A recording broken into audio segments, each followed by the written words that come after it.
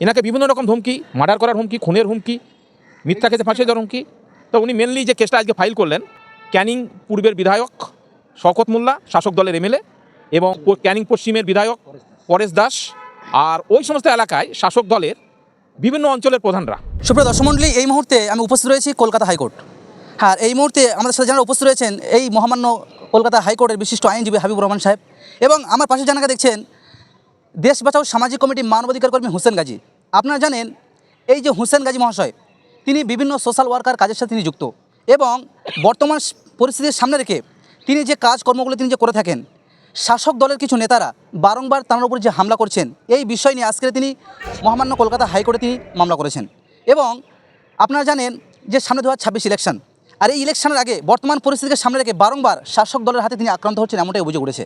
এবং আজকের তিনি যে মহামান্য কলকাতা হাইকোর্টে তিনি যে মামলা করেছেন, তিনি কী বিষয়ে মামলা করেছেন, কেন মামলা করেছেন, সম্পূর্ণ আজকে এই ভিডিওতে জানবো।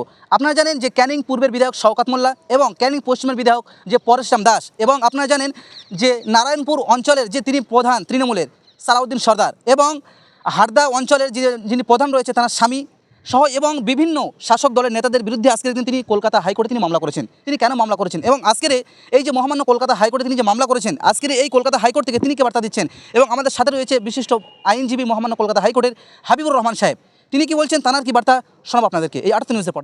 মানবাধিকার কর্মী হোসেন গাজী মহাশয়, এনার একটা বিরাট একটা অভিযোগ। ইনি হচ্ছেন হিউম্যান রাইটস মানবাধিকার কর্মী, হিউম্যান রাইটস ডিফেন্ডার, সমাজকর্মী, মানুষের হয়ে কাজ করেন। সাধারণ মানুষরা যদি কোনো রকমভাবে কোনো অপরাধের শিকার হয়, তার মানবাধিকার লঙ্ঘন হয়, সামাজিক যদি কোনো রকম টর্চারের সম্মুখীন হয়, বা সরকার দ্বারা পুলিশের অত্যাচারে যদি কোনো নাগরিক যদি অত্যাচারিত হয়, বিচার যদি না পায়, তো এনারা মানবাধিকার কর্মী, তাদের পাশে দাঁড়ায়। তো ইনি বেসিক্যালি এনার বাড়িটা হচ্ছে বারুইপুর থানার অন্তর্গত ক্যানিং যে বিধানসভা আছে ওই দিকটাই, দক্ষিণ 24 পরগনায় ভাঙড়। এনার মূলত কাজ ভাঙড়ে, ক্যানিং পুলিশ স্টেশনের আন্ডারে, ওই সমস্ত এরিয়াতেই।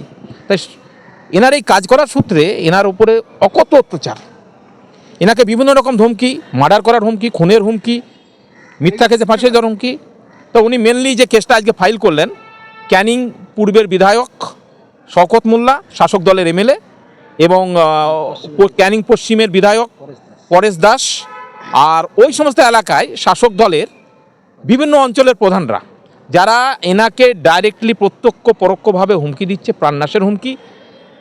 এনাকে কিভাবে এখান থেকে প্রতিহত করা যায়, কোনো অন্যায়ের বিরুদ্ধে যে উনি মুখ খুলছেন, এনার কণ্ঠরোধ কীভাবে করা যায়, সেই শাসানি গরজানি এনার উপরে বারবার আসছে। তার সঙ্গে সঙ্গে এনার বাড়ি আক্রমণ হয়েছে, এনাকে প্রাণনাশের অনেক চেষ্টা করা হচ্ছে, ষড়যন্ত্র করছে সংশ্লিষ্ট নেতারা।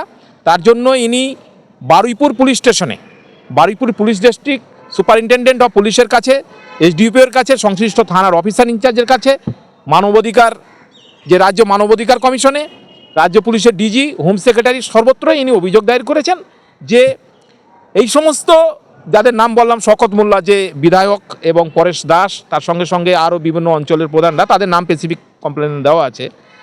তো তাদের বিরুদ্ধে যাতে আইনত ব্যবস্থা নেওয়া হয়, তাদের বিরুদ্ধে এফআইআর করা হয়।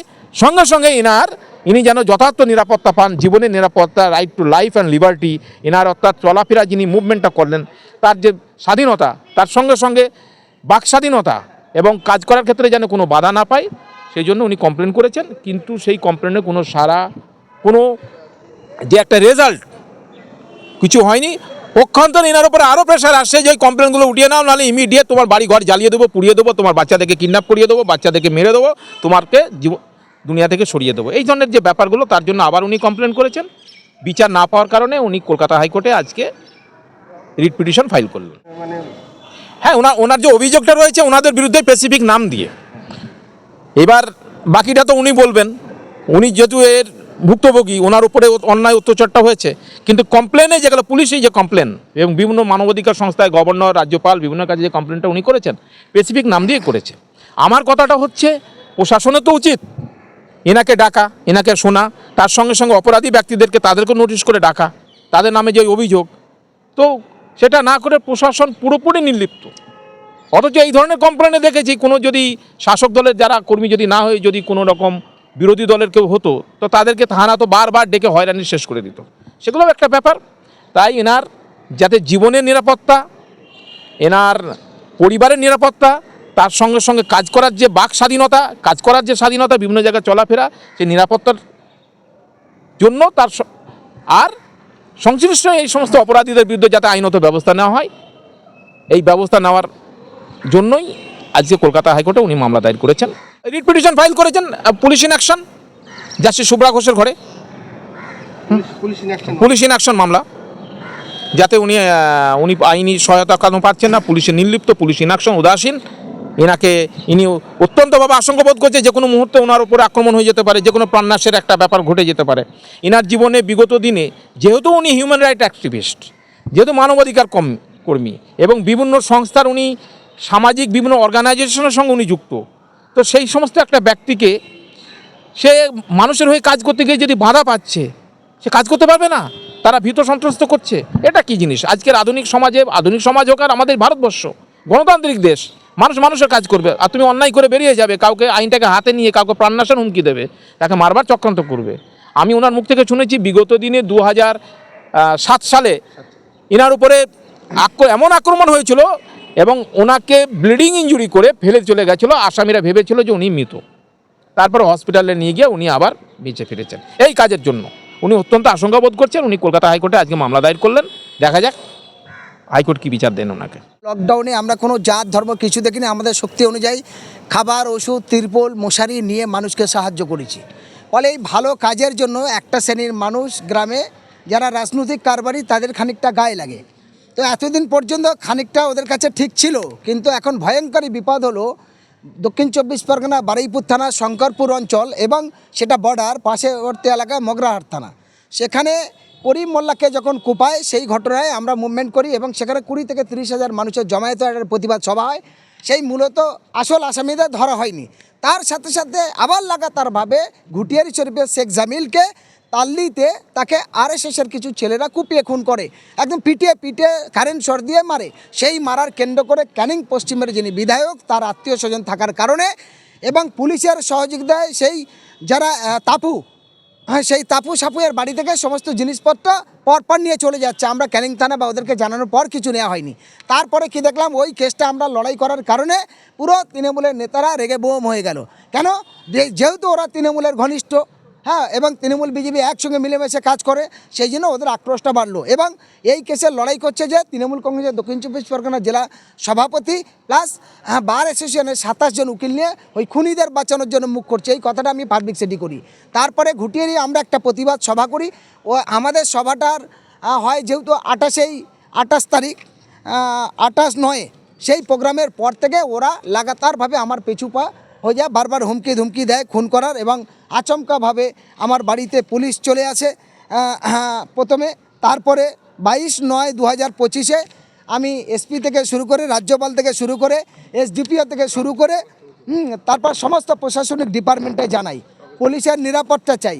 সেই নিরাপত্তার কোনো ব্যবস্থা নেই। তারপরে আবার ফের যখন ওরা খুনের চক্রান্ত করে, বিধায়ক শওকত মোল্লা, পরেশ দাস এবং সাদেক বলে একজন আছে ওদের পঞ্চায়েত সমিতির লিডার, ব্লকের নেতা, তারা গোপনে বহু জায়গায় বহু আলাপ আলোচনা করে। তাদের মাধ্যমে যখন জানি, আমি আবার রাজ্যপাল, মানবাধিকার সংগঠন থেকে শুরু করে, এসপি থেকে শুরু করে, গোয়েন্দা বিভাগ থেকে শুরু করে পুলিশের সমস্ত ডিপার্টমেন্টে জানাই।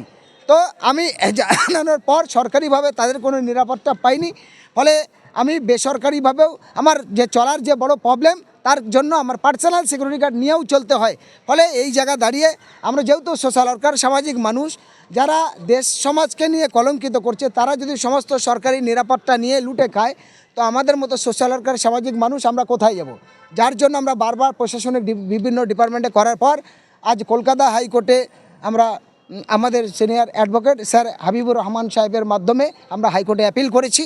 একদিকে দোষীদের শাস্তি চাই এবং আমাদের সাথে সাথে আমার যে কখন কি ঘটে যায় তার কোনো ঠিক নেই, তাই নিরাপত্তার দাবিতে কলকাতা হাইকোর্টের দ্বারস্থ হয়েছে। এই যে ক্যানিংপুরের বিধায়ক শওকত মোল্লা এবং ক্যানিং পশ্চিমের বিধায়ক পরেশরাম দাস এবং সাদেক সহ যে নামগুলো বললেন, মূলত এই শওকত মোল্লা সাহেব এবং পরেশরাম দাস এনাদের কি ভূমিকা আছে? কেমনভাবে এনারা আপনারা টর্চার করেন? দেখুন, এনারা লোক দিয়ে, প্রধানকে দিয়ে, তাদের দলের হারমাতদের দিয়ে পরিষ্কার বলেছে যে হোসেন গাজীকে যেখানে পাবে মেরে দাও, কেন ওর বিশাল টিম তৈরি হয়ে যাচ্ছে, প্রতিবাদের জায়গা তৈরি হচ্ছে, আমাদের অসুবিধা হচ্ছে। কারণ তারা সমস্ত অসামাজিক কার্যকলাপের সঙ্গে যুক্ত, সমস্ত দুর্নীতির পয়সা খাবে, সাধারণ মানুষের উপরে টর্চারিং করবে। এই কারণেই আমরা যখন প্রতিবাদ করি, তার কারণে আমার ওপর এই টর্চারিং, এবং ওর নেতাদের পরিষ্কার হুঁশিয়ারি দিয়ে আছে, হোসেনকে মেরে দাও, হাত পা ভেঙে দাও, যদি থানা পুলিশের কোনো রকম সহযোগিতা লাগে, আইনের সহযোগিতা, সেগুলো সব আমরা করব। এই সাহস নিয়ে তারা রাস্তাঘাটে ডিস্টার্ব করছে, প্রায় শুনি এখানে ওখানে বিভিন্ন জায়গায়। আমি বাচ্চা নিয়ে চলাফেরা করি এবং আমি একাও বিভিন্ন জায়গায় যেতে যাওয়া আসা করতে হয় আমার। সেই ক্ষেত্রে রাস্তাতে আমার যেটা সন্দেহ, ওরা যে কোনো মুহূর্তে যে কোনো জায়গা থেকে যা কিছু ঘটতে পারে। এর আগে ঘটিয়েরই এই পর্যন্ত আরও একটা মহিলাকে তুলে নিয়ে গেছে, সেখানেও মারধর হয়েছে।